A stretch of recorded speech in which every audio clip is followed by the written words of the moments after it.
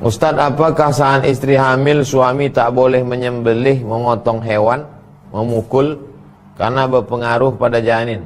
Apakah benar pendapat tersebut Pak Ustadz?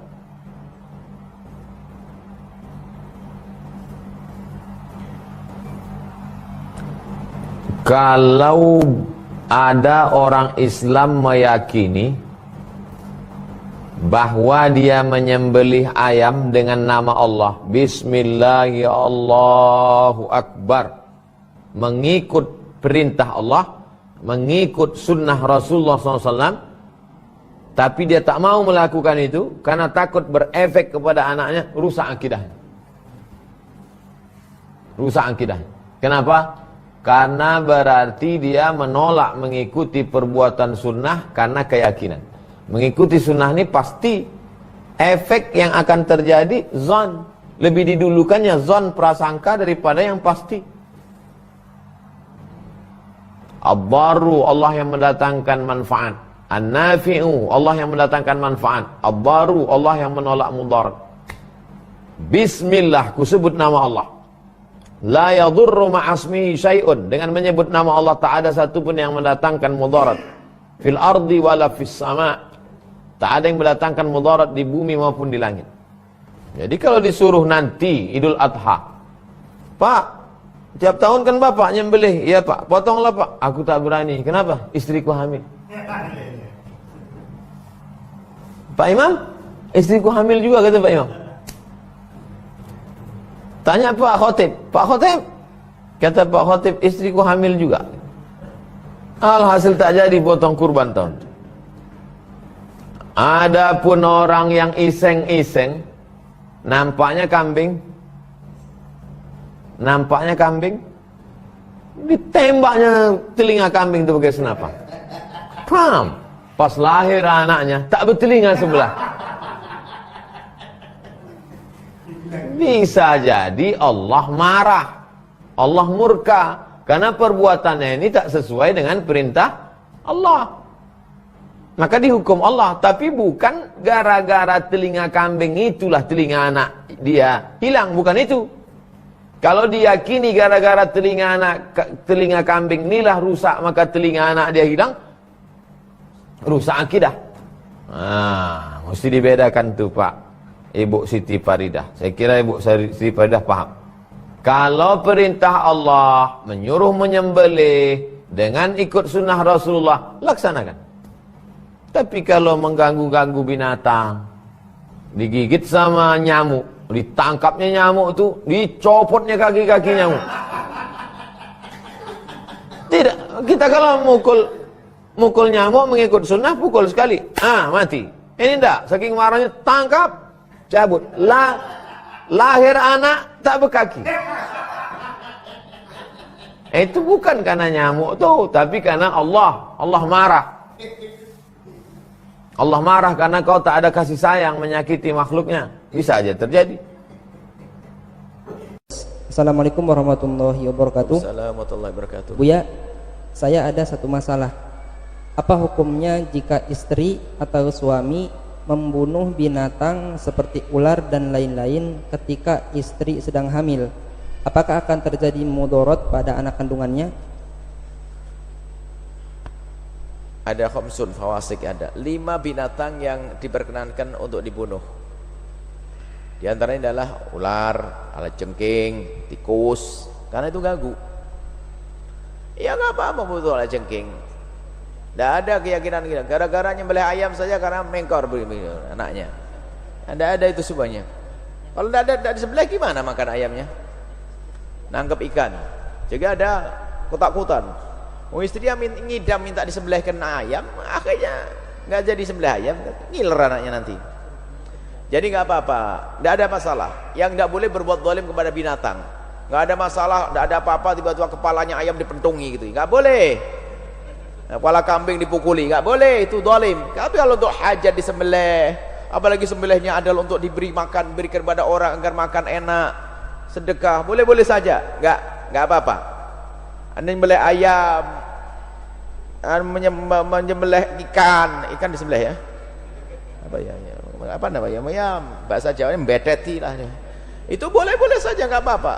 Ada, jangan percaya dengan keyakinan-keyakinan seperti itu. Awas loh ya, kalau matanya ikan nanti kamu tusuk, nanti anakmu juga ketusuk. Kalau ini nggak ada itu semuanya, nggak ada.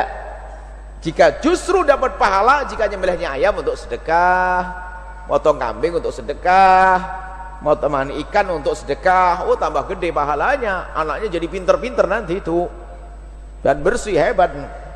Apalagi sembelih yang saya nyembelih kambing yang paling gede, yang paling seger, sehat semuanya, semoga anakku sehat, boleh. Sembelih sendiri kalau biar yakin, nggak apa-apa. Jangan percaya dengan keyakinan-keyakinan di kampung seperti itu. Kita pernah di suatu kita ada tempat, satu orang diajak nyembelih ayam, nggak berani, ketakutan. Ayam, ikan juga ketakutan. Rupanya ada keyakinan yang salah di kampungnya waktu itu. Katanya ada pengaruhnya kepada anaknya. Nggak ada pengaruh kepada anak, karena bukan dolim. Yang berpengaruh adalah kedoliman, yaitu tadi mukul, mukul ayam, mukul kambing, ada banyak tendang-tendang, nggak boleh.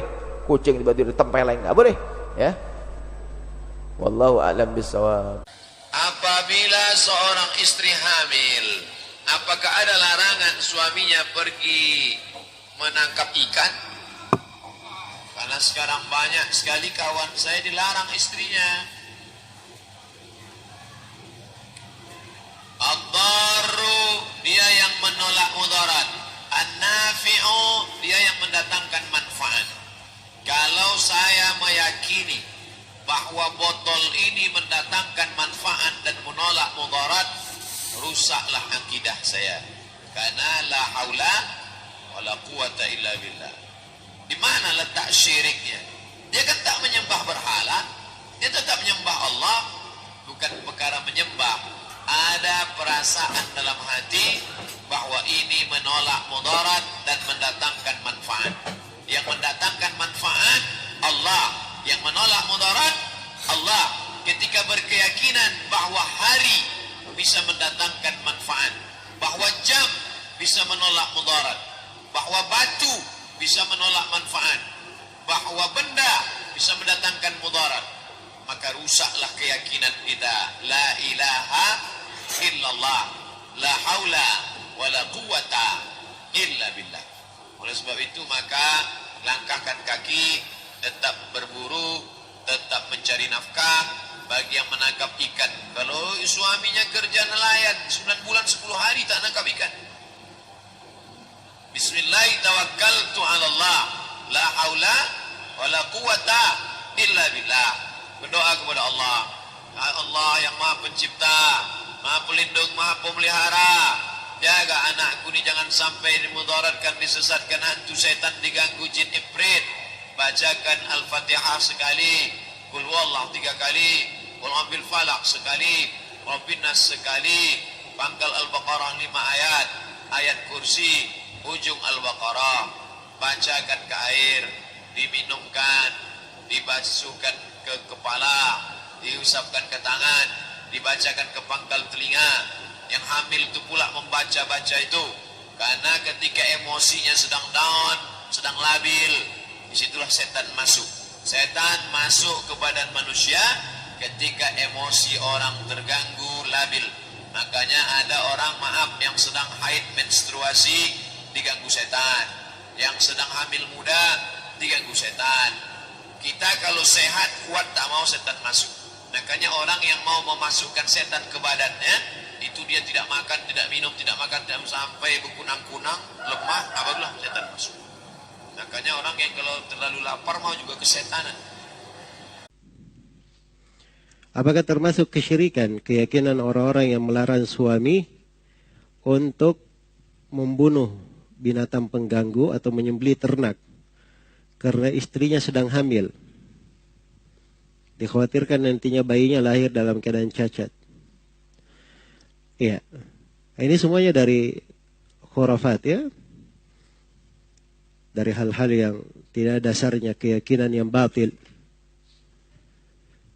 Keyakinan yang batil. Kalau diyakini hal tersebut, itu masuk ke dalam syirik asghar. Sebab dia meyakini ada sebab yang membahayakan pada hal tersebut. Tidak ada penjelasannya dalam Al-Quran dan Sunnah. Dan tidak ada juga hubungan sebab akibatnya dari sisi ketentuan dan takdir Allah Subhanahu wa ta'ala. Iya.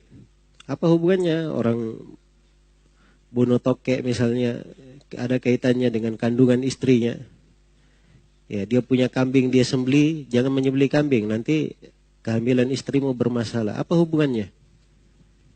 Ini semuanya dari keyakinan-keyakinan rusak. Karena itu pokoknya hati ini diputus dari keyakinan seperti itu. Bersandar kepada Allah Subhanahu wa ta'ala. Segala sesuatu ini di tangan Allah. Itulah manfaatnya seorang belajar tauhid. Ya.